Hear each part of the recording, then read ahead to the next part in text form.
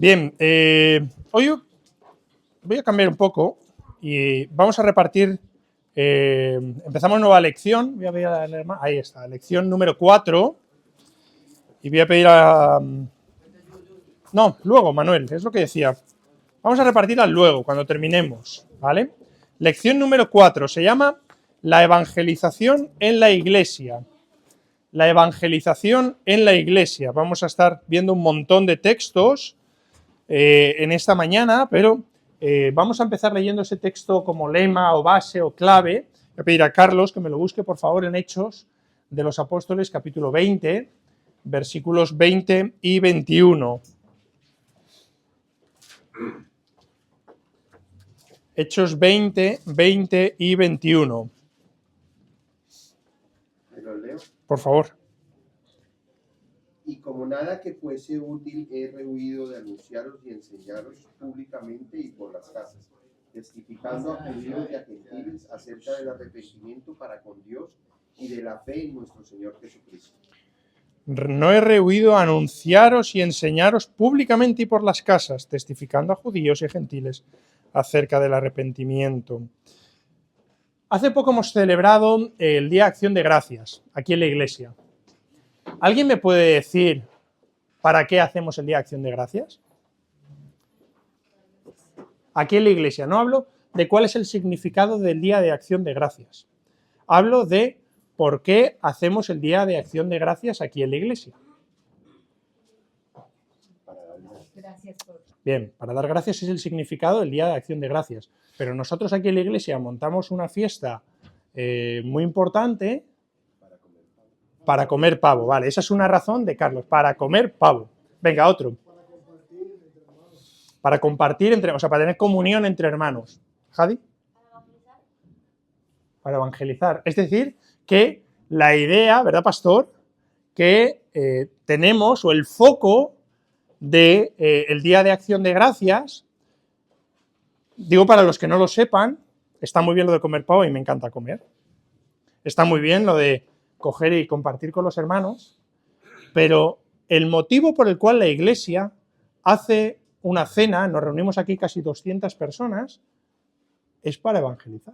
Es decir, para que cada uno de los que vengamos aquí podamos traer a alguien que no ha venido nunca y en un ambiente amable, de pavo, de comunión, de tal, podamos evangelizar. ¿Verdad, pastor? Esa es la finalidad del Día de Acción de Gracias. Muchas veces la palabra evangelización o evangelizar que ha comentado Jadi es algo como que lo damos por hecho, ¿verdad? Es algo que tenemos como muy familiarizado y muchas veces esas cosas que tenemos como muy interiorizadas, que tenemos muy familiarizadas, son precisamente las cosas que ignoramos.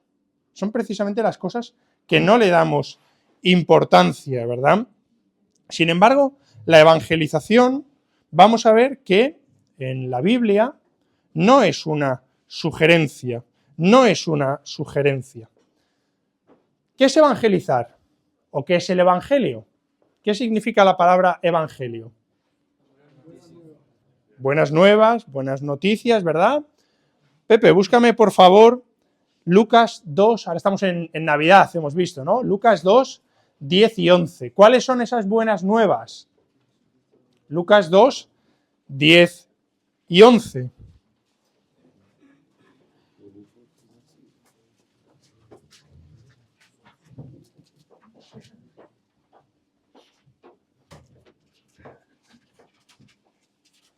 Si hemos dicho que, ha dicho William y por ahí Manuel también, que evangelio, el significado es buenas nuevas, evangelizar, ¿qué sería?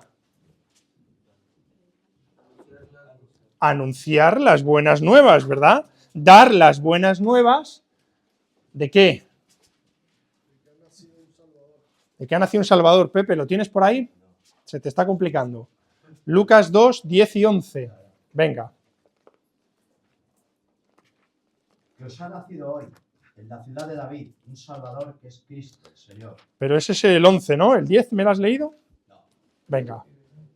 Lucas 2, 10 y 11. Dijo, no temáis, porque aquí os doy nuevas de gran gozo que será para todo el pueblo. Que os ha nacido hoy en la ciudad de David un Salvador, que es Cristo. ¿Cuáles eran entonces las buenas nuevas, no? Dice aquí, porque el ángel, versículo 10, os doy nuevas de gran gozo. Y esas nuevas que aparecen en el versículo 11, ¿cuáles eran?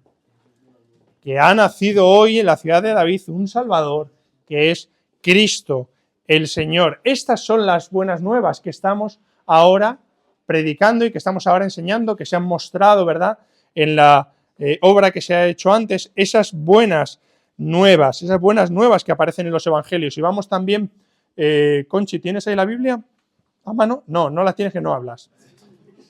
Qué bien, Dios. Por ahí detrás. No me acuerdo del nombre de tu padre, Chema. Rafa y Marga. Rafa y Marga. Rafa, ¿me puedes buscar 1 Corintios capítulo 15? 1 Corintios capítulo 15, versículos 3 al 8. 1 Corintios 15, 3 al 8. Porque sinceramente os he enseñado lo que asimismo recibí, que Cristo murió por nuestros pecados, conforme a las Escrituras, y que fue sepultado y que resucitó al tercer día, conforme a las Escrituras, y que apareció a Cefas y después a los 12. Después apareció a más de 500 hermanos a la vez, de los cuales muchos viven aún y otros ya duermen. Después apareció a Jacobo, después a todos los apóstoles, y al último de todos, como un abortivo, me apareció a mí. Aquí podemos ver también, en verdad, ese resumen del Evangelio. Si juntamos los dos versículos, podríamos decir que el Evangelio es dar esas buenas nuevas, que es que Cristo nació, Lucas 2, 10 y 11, que murió, que fue sepultado y que resucitó al tercer día y que hoy está en los cielos junto con Dios Padre, ¿verdad? Ese sería el Evangelio. También otros términos para evangelizar podrían ser ganador de almas, Proverbios 11:30, o pescador de hombres, Mateo 4:19. Por lo tanto, tenemos claro lo que es el Evangelio, tenemos claro buenas nuevas y lo que es evangelizar, que es dar esas buenas nuevas a otros. ¿Por qué tenemos que evangelizar? ¿Cuáles son las razones por las cuales debemos evangelizar? Es un mandato, bien. ¿Qué más?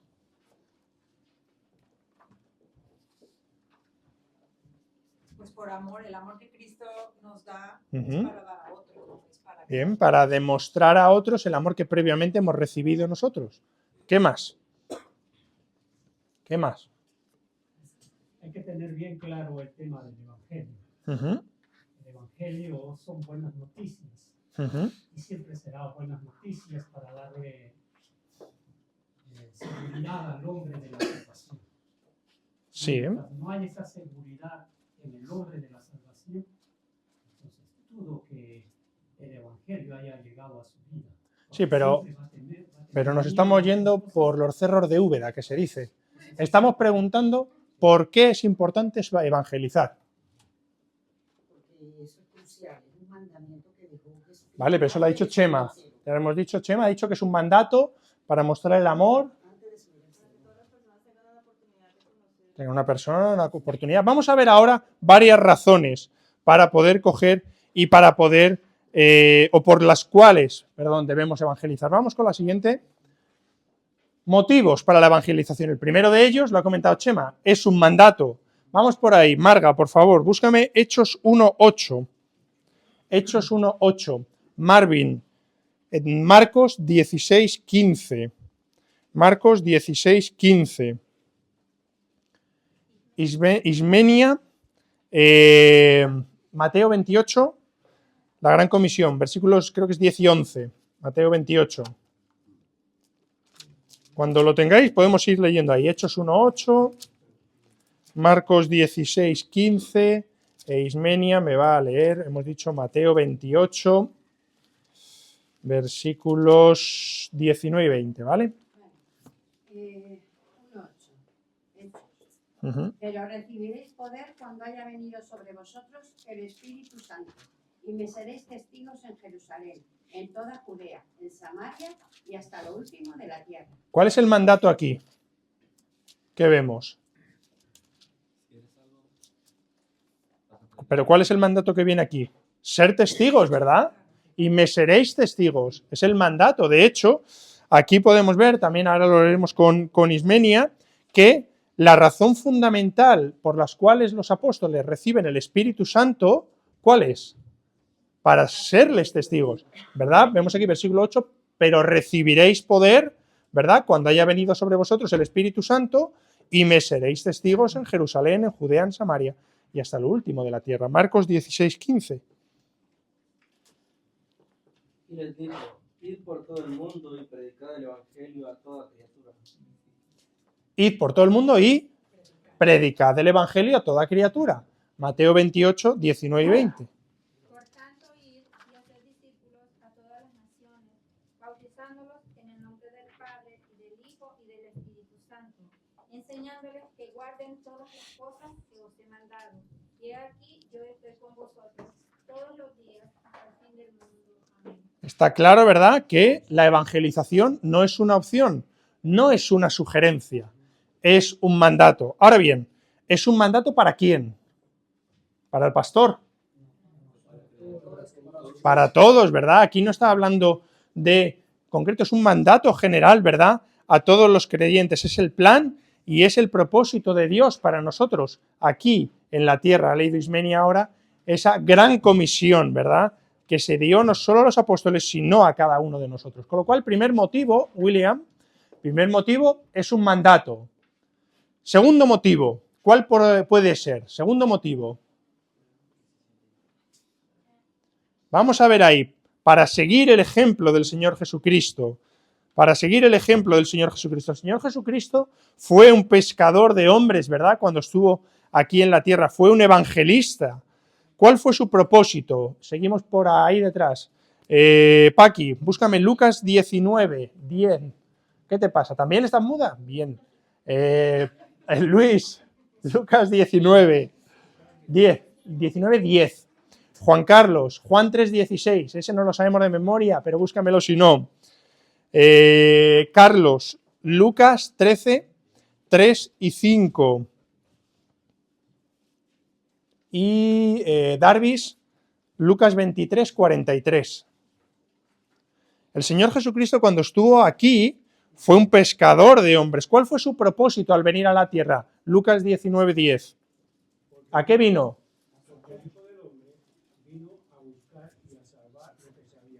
¿A qué vino? A buscar y a salvar lo que se había perdido, ¿verdad? A buscar y a salvar lo que se había perdido. Juan 3:16, ¿qué es lo que predicó? ¿Cuál es ese mensaje? Porque de tal manera amó Dios al mundo que ha dado a su Hijo unigénito para que todo aquel que en él cree que se pierda tenga vida eterna. ¿Verdad? Juan 3:16. Vamos ahí, Lucas 13, 3 y 5. ¿A qué estaba invitando el Señor Jesucristo? Os digo no, antes si no arrepentís todos pereceréis igualmente. ¿El 4 también? El 5. El 5. Os digo no antes, si no arrepentís todos pereceréis igualmente. Por lo cual, ¿a qué está llamando aquí? ¿A qué está invitando a todos el Señor Jesucristo? Al arrepentimiento, ¿verdad? Al arrepentimiento en sus últimos momentos de vida. Lucas 23, 43. ¿Qué le prometió ahí?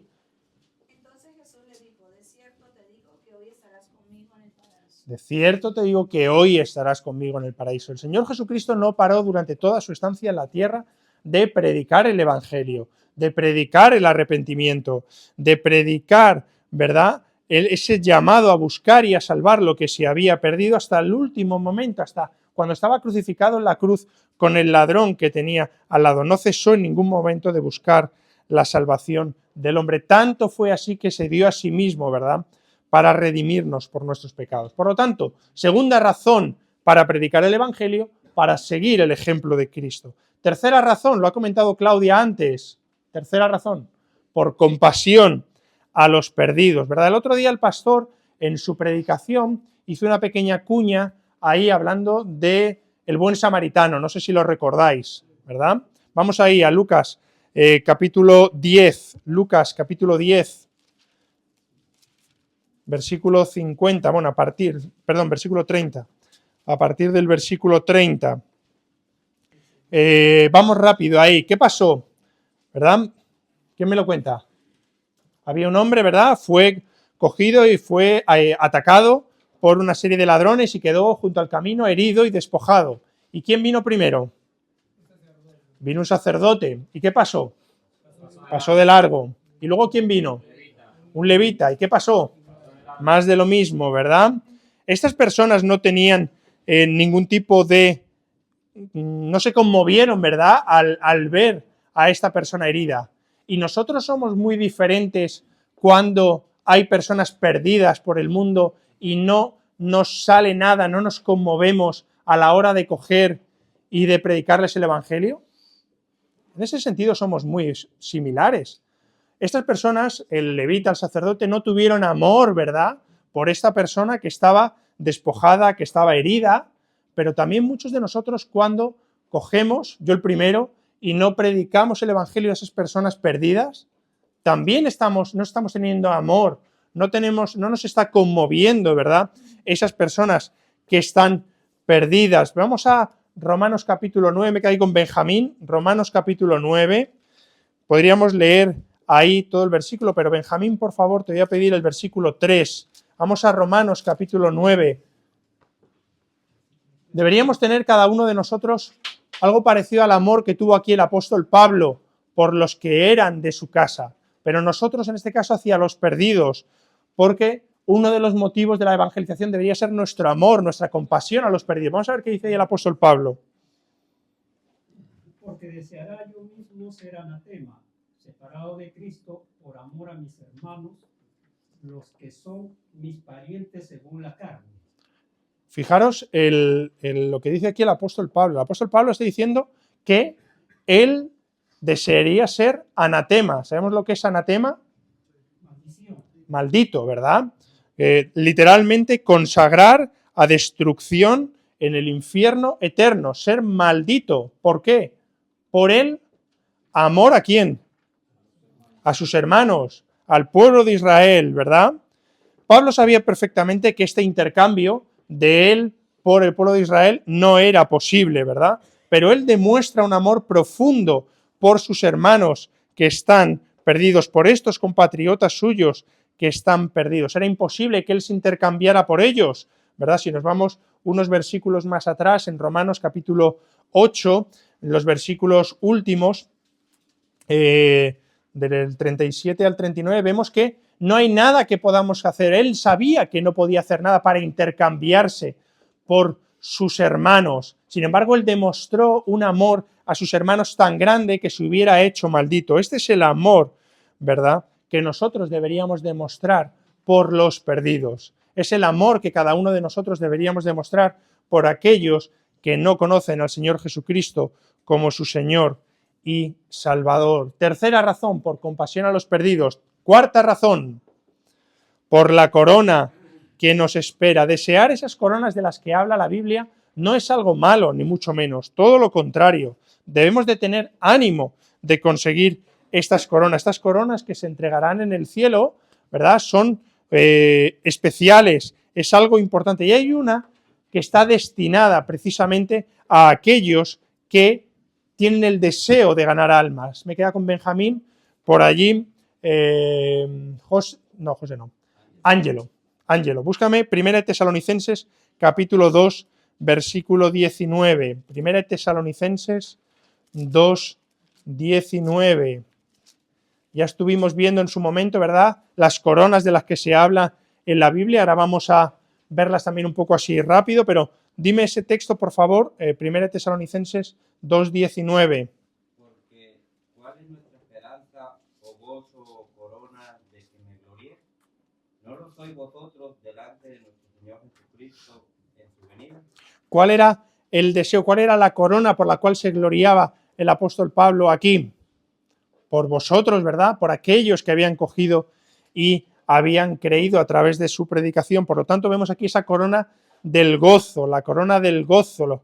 Vemos aquí que esa celebración de la victoria de la salvación sobre Satanás. Hay otras coronas en la Biblia, la corona de vida, Santiago 1:12, corona incorruptible, para el que lo quiera buscar, 1 Corintios 9:25, corona de justicia, 2 Timoteo 4:8 y corona de gloria, 1 Pedro 5:4. 1 Pedro 5:4.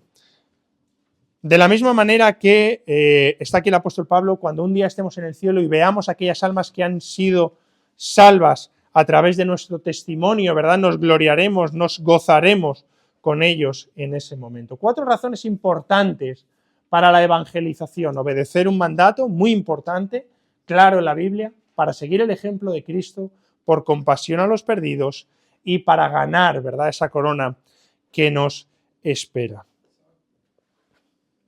Una pregunta. ¿Se puede considerar un motivo lo que dijo Pablo en Corintios, que él dice, si predico el evangelio no tengo por qué gloriarme porque me es impuesta necesidad? ¿Se puede considerar un motivo la necesidad del creyente? Esa es la necesidad que él sentía, que podemos meterla dentro de ese amor o compasión a los perdidos. Él sentía esa necesidad imperiosa de predicar el evangelio por compasión hacia los perdidos, además de todo lo que hemos hablado, de ese mandato, etcétera, etcétera. Pero sí, ese texto es perfecto. Vamos al segundo punto. El mensaje de la evangelización. Ya nos queda claro que tenemos que evangelizar, ¿verdad? Ahora bien, ¿cuál es el mensaje que tenemos que evangelizar? ¿Cuál es el mensaje de salvación? La obra de Jesucristo en la cruz, pero la obra en sí misma o el ¿qué? Bien, el arrepentimiento, bien. Todos somos pecadores. ¿Qué más? O sea, la obra en la cruz es que Cristo murió por nuestros pecados, ¿verdad? Que todos somos pecadores, el arrepentimiento, la resurrección, que tenemos un Salvador, ¿verdad? Podríamos decir de memoria Juan 3:16, que le hemos leído antes. Es verdad que generalmente cuando hablamos del mensaje de salvación, hablamos de muchas de las cosas que se han comentado, pero no se habla tanto de una cosa que sí se ha comentado ahora y me alegro por ello, que es lo que ha comentado José, el arrepentimiento. Muchas veces cuando hablamos del mensaje de salvación es cree en el Señor Jesucristo, ten fe, Dios te ama, el perdón, correcto. Pero junto con todo eso, que es muy importante, está el arrepentimiento. Está el arrepentimiento. Antes hemos leído, creo que ha sido Carlos, todavía no lo tienes, Lucas 13, que lo has leído tú antes, Lucas 13, versículo 3, Lucas 13, versículo 3. Carlos, tú tenías ahí también al principio Hechos 20, si me puedes buscar el versículo 21 de Hechos 20, Lucas 13, 3, junto a ese mensaje que por supuesto es así de fe, de creer, de amor, que también se ha dicho, ¿verdad? De perdón, que ha dicho Ansulbi. Hay un mensaje muy importante, que es el de arrepentimiento. Lucas 13, 3. Os digo, no antes, si no arrepentís todos, pereceréis igualmente. Os digo, no antes, si no os arrepentís, todos pereceréis igualmente. Se está llamando aquí, ¿verdad? Es fundamental el tema del arrepentimiento. ¿Qué dice Hechos 20, 21? Testificando a judíos y a gentiles acerca del arrepentimiento para con Dios y de la fe en nuestro Señor Jesucristo. Acerca del arrepentimiento. No habla del amor, que también, y todas esas cosas, pero todo eso tiene que ir junto con el arrepentimiento. Ángela, había sido el último. Ansulbi, ¿me puedes buscar Hechos 17:30? ¿Tienes? Hechos 17:30. Pero mientras lo busca Ansulbi, ¿qué es el arrepentimiento? Pues el reconocer que somos pecadores, que no podemos salvar a nosotros mismos, que solamente Cristo tiene el poder de salvar, que estamos camino al infierno. Sí, vale, eso es aplicado, digamos, aquí, está bien, pero eso que me hablas tú es algo muy técnico o muy intelectual, ¿no? Reconocer y tal y cual, pero el arrepentimiento tiene un paso más. Es decir, ¿perdón? Confesar, bien. No hacerlo otra vez. Esa es buena. Es decir, no solo es un cambio radical en nuestra mente, confesar, todo eso, pero si se queda ahí es algo meramente teórico. es algo meramente intelectual. Eso tiene que ir acompañado, ese cambio mental, necesariamente tiene que ir acompañado con un cambio en nuestras vidas, con lo que ha dicho, ¿verdad?, ahí Carlos, es decir, un cambio radical en nuestra actitud y en nuestra manera de vivir. El arrepentimiento, tenemos que entender que el arrepentimiento no es de nosotros. El arrepentimiento, por así mismo, lo da el Señor cuando nosotros escuchamos el Evangelio. Porque el arrepentimiento es cuando tu venda de tus ojos es quitada y tú el pecado que antes cometías, ahora lo aborreces. Y te has arrepentido de haber hecho tal cosa que antes hacías. Sí, pero eso que comentas está bien, pero si decimos, bueno, es algo que da el Señor, se queda así como un poco... O sea, es algo que se tiene que plasmar en nuestras vidas. Tenemos ahí Hechos 17:30. Pero Dios, habiendo pasado por alto los tiempos de esta ignorancia, ahora manda a todos los hombres en todo lugar que se arrepientan. Manda a todos los hombres en todo lugar que se arrepientan. Lo que quiero, o donde quiero un poco enfocarme, es que tiene que ser un cambio radical en nuestras mentes, que es mucho lo que se ha dicho, pero eso tiene que ser reflejado en un cambio radical en nuestro estilo de vida. Si no, al final es algo meramente intelectual. ¿Os acordáis cuando estábamos hablando en su momento de la apostasía, verdad? Que muchos creyentes son creyentes meramente intelectuales, conocedores de la palabra, pero no ha habido un cambio dentro de sí. El arrepentimiento, lo mismo que tú dices, pero con otras palabras, un cambio de dirección. O sea, así total. Lo que yo quería preguntar era, el arrepentimiento, está bien, predicar el arrepentimiento, pero, pregunto, pero digamos que la antesala para el arrepentimiento es mostrar el problema, el pecado. Como que van de la mano. Totalmente. Totalmente. Esa es la cuestión, que van de la mano. Es decir, no podemos coger e ir a algo meramente intelectual, sino tiene que haber un arrepentimiento también. Igualmente, si el arrepentimiento, si no hay un cambio en nuestras vidas, si no hay un reconocimiento de pecado, si no hay otra serie de cosas, tampoco sería. Yo creo que eso principalmente es el reconocer que somos pecadores. Porque la gente hoy en día te dice, no, yo soy bueno. No, todos sabemos dentro de nosotros que somos pecadores, que no somos buenas personas. Ahora avanzaremos también un poco en eso. Ahora avanzaremos también en eso un poquito más adelante. Al final, el arrepentimiento lo que significa es un cambio radical con respecto a Dios, ¿verdad?, en nuestra manera de pensar, con respecto al pecado, que sería eso que acaba de decir Claudia, la gente que no crea que es pecador, y con respecto a nuestra vida misma. Es algo que uno tiene que ser consciente con las cosas que hacía y reconocer, bueno, yo digo, no, el Señor me mostró que realmente yo andaba equivocado y realmente pues vi lo que yo hacía. Y eso, bueno, cambió mi vida mucho porque me hizo ver la clase de gente que era. Totalmente. Al final, nosotros nacemos dados la espalda a Dios y lo que tenemos que hacer es arrepentirnos y darnos la vuelta. Vamos a buscar un par de textos. Hay que con el Sulvi, Lizardo, Isaías 45:22, Isaías 45:22 y Olga, me vas a ir buscando 1 Tesalonicenses 1:9. 1 Tesalonicenses 1:9. Cuando lo tengas, Lizardo, venga. Y no me invocaste a mí, oh Jacob, sino que de mí te cansaste, oh Israel. 45:22. No me suena a mí ese texto. Mirad a mí y sed salvos, todos los términos de la tierra, porque yo soy Dios y no hay más. Mirad a mí y sed salvos, ¿verdad? Ese es ese cambio, mirar a Dios y ser salvos. Vamos a 1 Tesalonicenses, todos ahí, 1 Tesalonicenses 1:9. 1 Tesalonicenses 1:9, que nos va a hablar de esto que estamos hablando. Porque ellos mismos cuentan de nosotros la manera en que nos recibisteis y cómo os convertisteis de los ídolos a Dios, para servir al Dios vivo y verdadero. Fijaros aquí, los tesalonicenses, esta iglesia en Tesalónica, cómo el apóstol Pablo les escribe diciendo que ellos habían tenido un cambio, pero un cambio formado por dos partes, ¿verdad? Ellos habían cogido y habían tenido en primer lugar un acto de fe.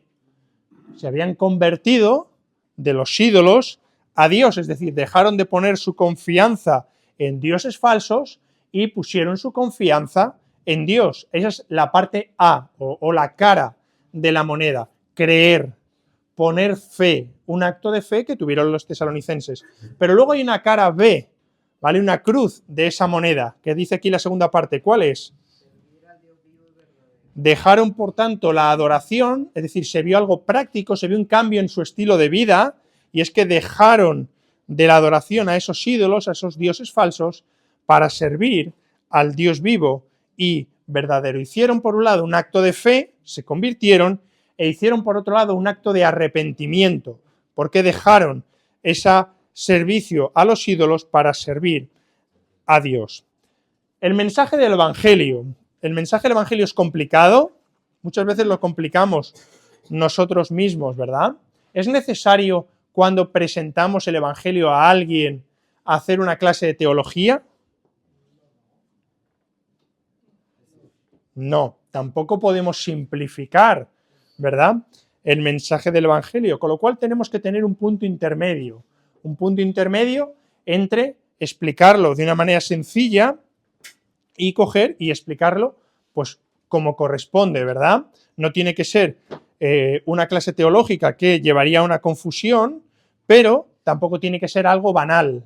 Tenemos que explicarlo tal y como viene en la palabra de Dios. Para ello, ¿quién nos ayuda? El Espíritu Santo. ¿Por qué? Porque nosotros, ¿cuál es nuestra labor a la hora de coger y predicar? ¿Convertir a la otra persona? Dar el mensaje, ¿verdad? Y el Espíritu Santo es el que se encarga de esa convicción. Vamos a ver un primer paso, ¿vale? Un primer paso en este proceso. Un primer paso. Lo primero habíamos dicho, alguien lo ha comentado antes, no sé si ha sido Claudia o no me acuerdo quién ha sido. Lo primero que hay que hacer con la otra persona es convencerle de qué. De que es un pecador, ¿verdad? De Yanira, búscame Santiago 4:17, por favor. Santiago 4:17. Es decir, primer paso sería que la persona a la cual estamos testificando, estamos evangelizando, se dé cuenta de que, primero, de lo que es el pecado, y segundo, de que él o ella es pecador. Vamos a ir a Santiago 4:17. Esa es buena, porque va ahí a lo que decía Claudia antes. No, es que yo soy bueno. Yo ni mato, ni robo, ni hago cosas así. Entonces yo soy bueno. Eso es lo más habitual con el que nos encontramos. Yo soy buena persona. Fijaros que hasta en Navidad llevo un regalito a la parroquia para los niños y tal y cual, que está muy bien, ojo, que yo no digo lo contrario. Pero la realidad es que todo aquel que sabe hacer lo bueno y no lo hace, le es pecado. Es decir, todos somos pecadores, ¿verdad? Todos somos pecadores. ¿Y qué es el pecado? Aquel que sabe hacer lo bueno y no lo hace, es pecado. Fallar. De hecho, la definición de pecado es errar el blanco. Errar el blanco, ¿vale? Esa sería la definición de pecado. Por lo tanto, tenemos que hacer ver a la gente primero lo que es el pecado, que en Román Paladino es el que sabe hacer lo bueno y no lo hace, le es pecado, y lo segundo, que es pecador. Vamos por ahí, ahora vamos, un segundito. María, ¿tienes Biblia? María, ¿no? No tienes Biblia. Manuel, búscame. Romanos 1, 18 al 20. Ale, Romanos 3, 10 al 12. Y mi amigo Matías, ¿cómo estás de voz, Matías? Sé que estás un poco... ¿Puedes o no? Has actuado, o sea, has estado ahí de ladrón. Romanos 3, 23. Mientras tanto, dime, Benjamín. Por eso que el apóstol Pablo en 1 Corintios 2 dice: solo me propuse una sola cosa entre vosotros, predicar a Cristo y a este crucificado, ¿verdad? ¿De dónde se puede partir al hablarle de una persona? Oye, arrepiéntete, te estás drogando, te estás emborrachando. No puedes ser así. Tienes que hablarle de algo, ¿no?, que efectivamente le atraiga tu atención. consagración. Y para eso se necesita el Espíritu Santo. Y para tener el Espíritu Santo se necesita Sin duda. una vida de consagración, constante oración. Importante también. Vamos ahí, hemos dicho que primero tenemos que identificar qué es el pecado y luego identificar que esa persona es pecadora. Vamos ahí con Manuel, Romanos 1:18. Porque la ira de Dios se revela desde el cielo contra toda impiedad e injusticia de los hombres, que detienen con injusticia la verdad. Sigue, hasta el 20.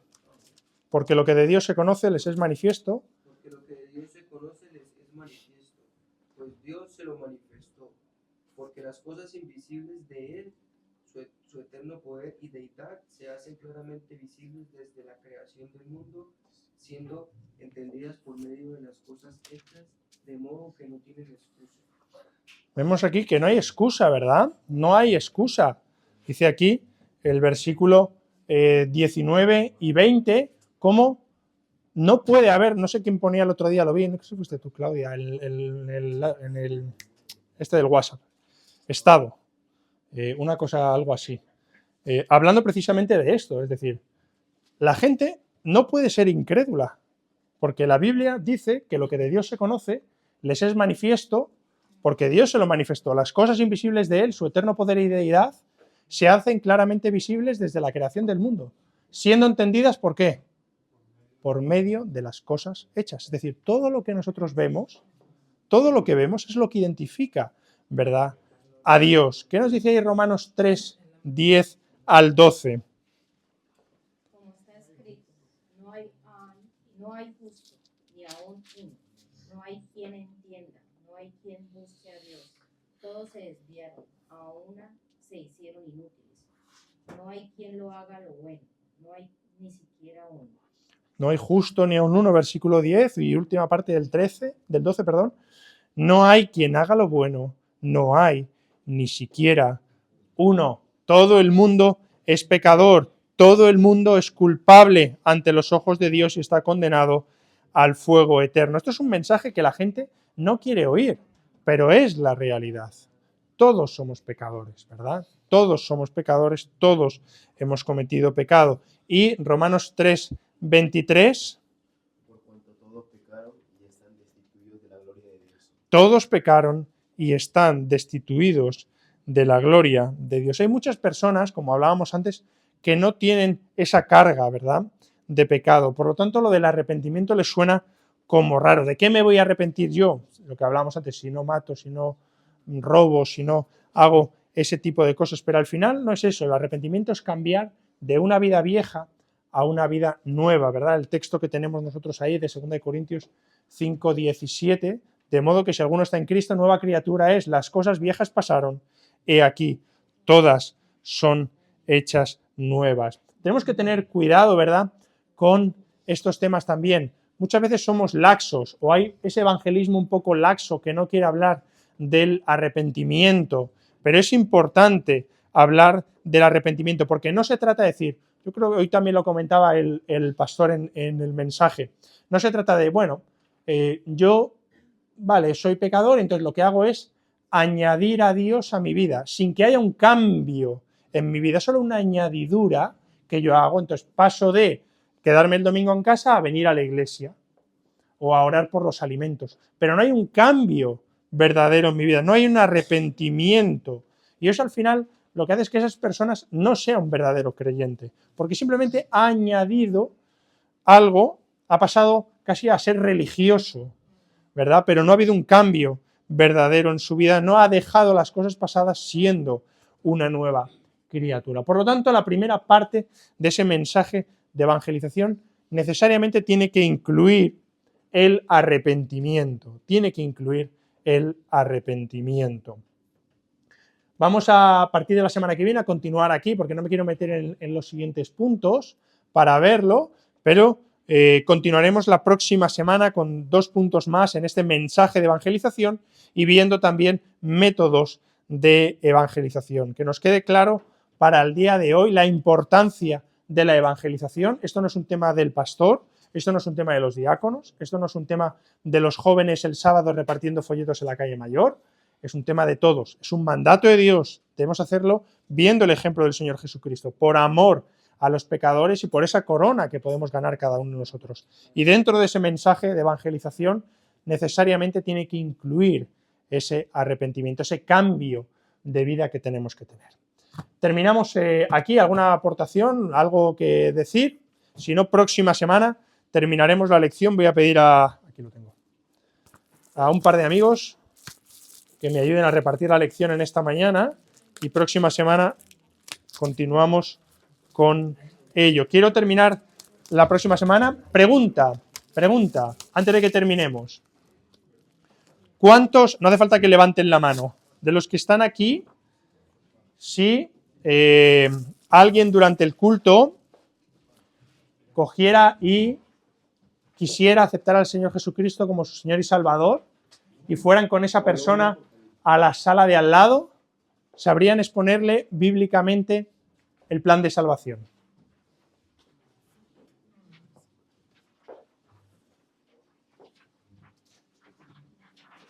Veo silencio. Bueno, próxima semana intentaré ser muy ágil y vamos a terminar próxima semana dando versículos para hacer el plan de salvación. Hay muchas formas, ¿vale? Hay muchas formas, pero una muy sencilla es mostrar el plan de salvación, gracias, dentro del libro de Romanos, solo con el libro de Romanos. Entonces, próxima semana, ¿vale? Terminaremos la lección dando una serie de textos, ¿vale? Para que no nos pillen en fuera de juego, da igual aquí en la iglesia o en otro momento con alguien, y tengamos una guía para mostrar el plan de salvación a cualquier persona que quiera aceptar al Señor Jesucristo en Salvador y mostrarle bíblicamente, ¿verdad?, ese plan de salvación. Terminamos aquí, a las 12:30 retomamos, próxima semana terminamos la lección.